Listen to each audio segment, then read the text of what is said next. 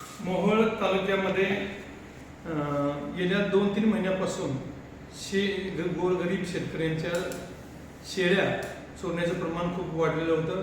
गुन्हे दाखल होत होते.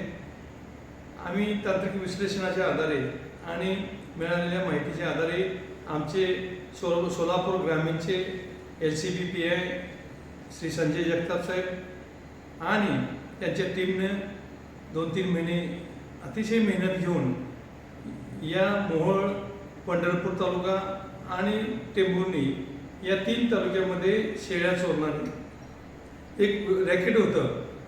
ते रॅकेटमधील 4 तरुण मुलांना ताब्यात घेतलं. त्यांच्याकडे सखोल चौकशी केली तर त्या लोकांनी ज्या ज्या ठिकाणाहून चोरी केलेली आहे ती ठिकाणं दाखवली.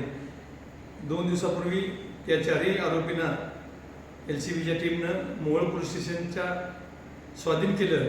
आमच्या मोहोळ पोलीस ठाण्याचे PSI केसरकर साहेब, पोलीस हवालदार हेमाडे आणि त्यांची जी टीम आहे त्या सर्वांनी आज माळशिरस येथील शेळ्यांच्या बाजारामध्ये जाऊन त्या ठिकाणी ट्रॅप लावला आणि ट्रॅप लावल्यानंतर आमच्या पोलीस स्टेशनच्या हद्दीतून चोरल्या गेलेल्या 11 एकूण 36 शेळ्या जे चोरल्या गेलेल्या आहेत त्यापैकी 11 शेळ्या आज रोजी मिळालेल्या आहेत. त्या शेळ्यांची किंमत आहे 1,10,000च्या सुमारास किंमत आहे. गोरगरीब शेतकऱ्यांनी ज्यावेळी त्यांना आम्ही पोलीस स्टेशनला बोलवलं आणि संध्याकाळी त्यांच्या शेळ्या ताब्यात दिल्या त्यावेळी त्यांच्या डोळ्यामध्ये अश्रू आले होते. अत्यंत आमच्यासाठी ही अत्यंतची आनंदाची बातमी आहे की गोरगरीब शेतकऱ्यांनी महागाईच्या काळामध्ये त्यांच्या चोरीस गेलेल्या शेळ्या आम्ही परत दिलेल्या आहेत. काय मुद्देमाल मिळू शकेल का आता हे म्हणजे त्यांच्याकडे तपास वगैरे केल्यानंतर पुढं काय भविष्य चालू आहे? त्याच्यावर तपास चालू आहे. अजून कस्टडी आमच्याकडे आहे. अजून काही बाजार जिल्ह्याच्या बाहेर शक्यतो जिल्ह्यातले जे जनावरांचे बाजार आहेत ते सगळे आम्ही चेक करत आहोत.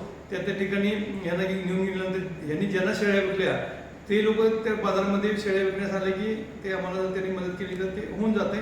बघूया आता. We hope so. आम्हाला आशा आहे की अजूनही आपलं मुद्देमाल रेकॉर्ड करू. पण पहिल्यांदाच मोहोळ पोलीस स्टेशननं 11 शेळ्या मुद्देमाल हस्तगत केलेला आहे.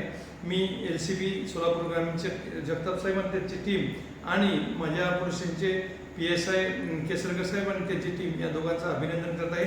यापुढे अशी पोलिसांची कामगिरी चालू राहील.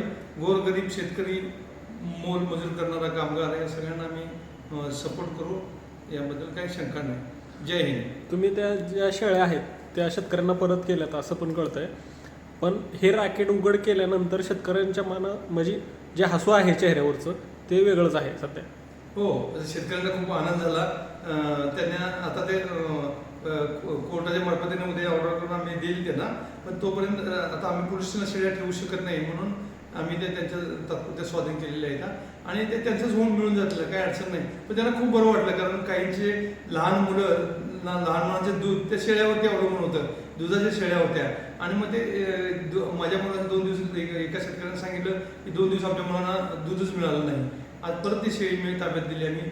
त्यात मग त्याच्या मुलाच्या दुधाची सोय झाली. ते त्याच्यासाठी ते फार महत्त्वाचं आहे आणि आमच्यासाठी महाराष्ट्र पोलीस दलासाठी ही अभिमानाची गोष्ट आहे. जय हिंद.